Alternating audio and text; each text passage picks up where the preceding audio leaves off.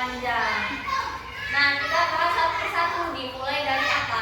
Dari mulut. Nah, mulut itu kita mulai dengan berdoa. Lalu masukkan makanan melalui bibir. Nah, kemudian makanan yang ditangkap gigi dan lidah selanjutnya punya makanan sambil menikmatinya. Kita harus bersyukur karena Tuhan menciptakan indera perasa pada lidah sehingga kita bisa merasakan makanan yang dimakan.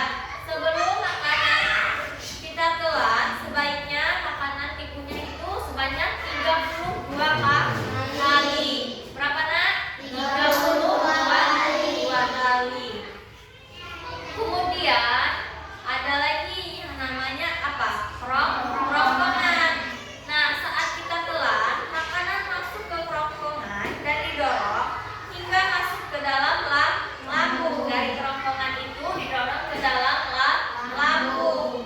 Makanan dapat terdorong ke lambung karena adanya pergerakan dari kerongkongan yang disebut gerak peristaltik. Nah, kemudian yang ketiga ada yang namanya lambung. Lambung itu terletak pada bagian perut di tempat bawah dada kita.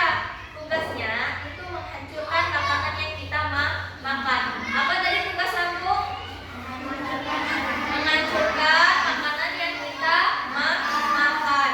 Nah, sekarang di dalam lambung itu ada yang namanya enzim yang menghancurkan karbohidrat, protein, dan lemak yang ada di dalam makanan. Nah, ada juga yang namanya asam lambung yang dapat membunuh kuman dan bakteri yang ikut di dalam makanan.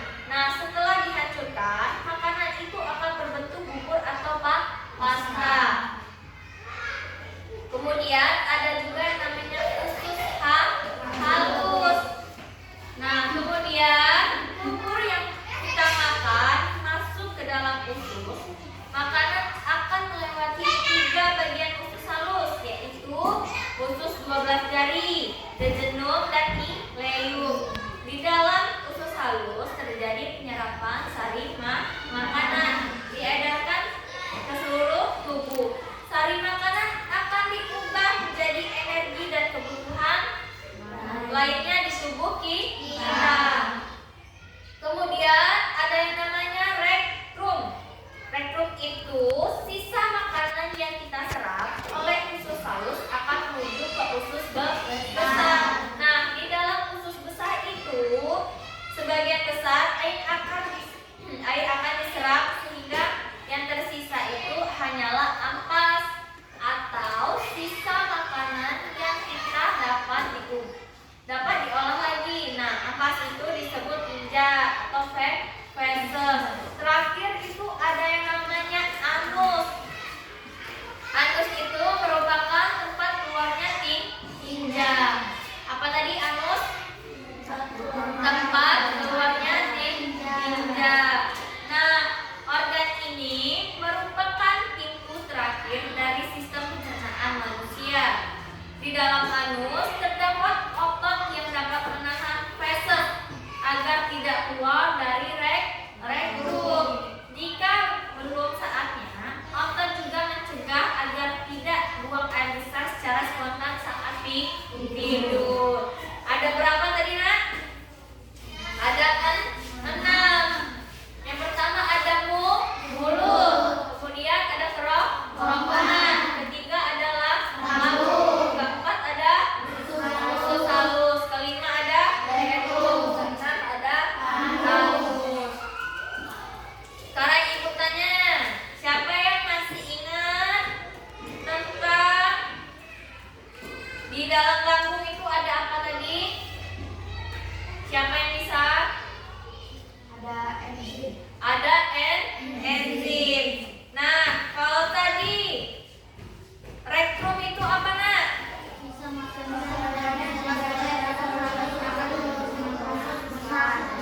Yang disebut tinja. Kemudian lihat halaman 140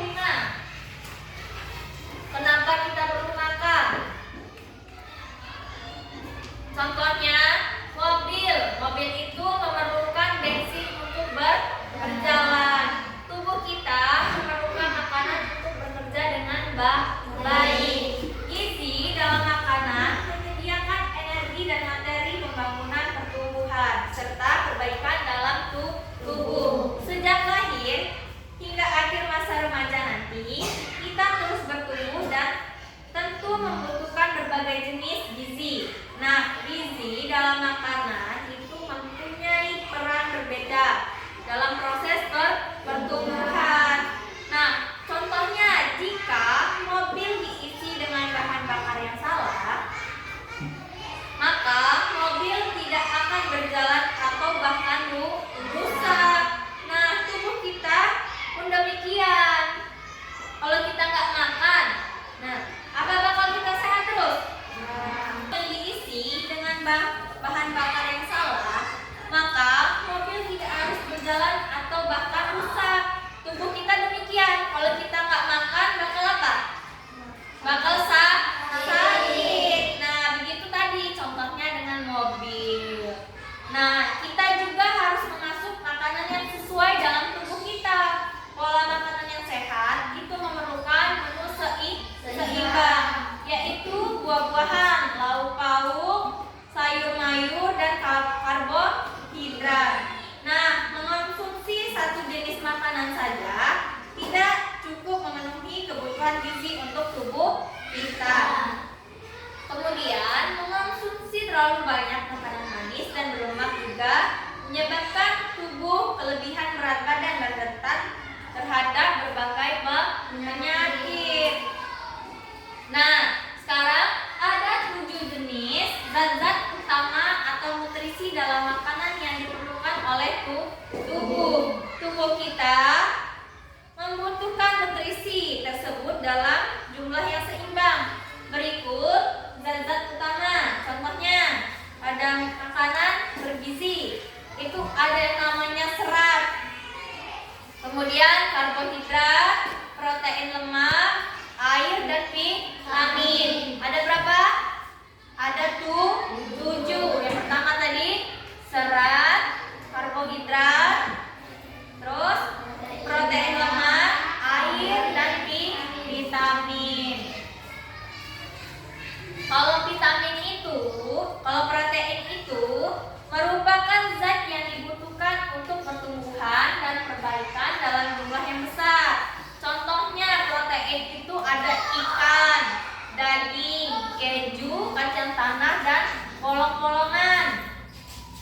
Kemudian ada yang namanya karbohidrat, merupakan nutrisi utama yang dibutuhkan bersama protein. Contohnya karbohidrat itu kentang, jagung, umbi-umbian, sagu, dan tepungan. Nah, kemudian ada yang namanya lemak. Lemak itu membantu penyerapan vitamin. Apa tadi? Lemak membantu penyerapan vitamin. Lemak itu dari apa saja? Ada santan, kacang-kacangan, daging sapi, daging kambing, daging ayam, ikan, susu. Semua makanan yang digoreng itu mengandung apa? Lemak.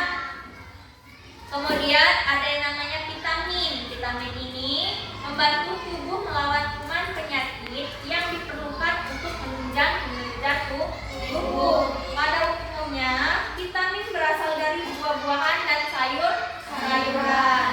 Kemudian ada yang namanya mineral. Mineral itu diperlukan kesehatan tulang dan gigi serta darah.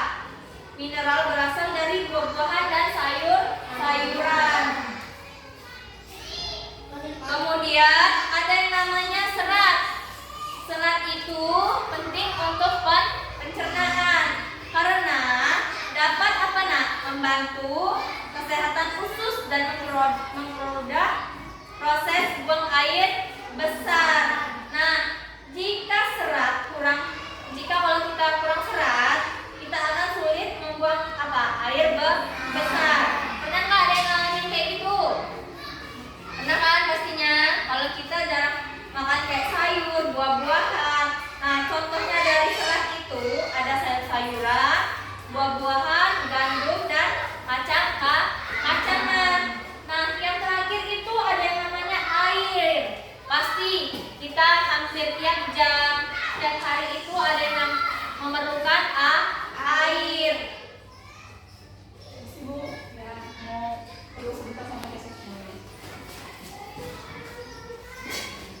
Ibu lanjutin ya.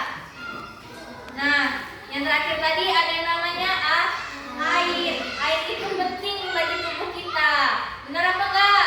Benar.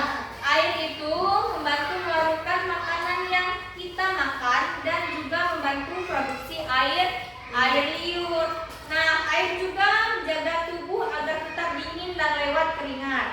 Asupan air juga berasal dari banyak sumber makanan lain. Contohnya apa? Buah-buahan. Banyak kan buah-buahan yang mengandung air? Nah, contohnya lagi ada sayuran. Sekarang udah paham apa belum? Udah. Coba ibu tanya tadi ada berapa? Ada tuh 7. Apa aja tadi? Protein. Lemak.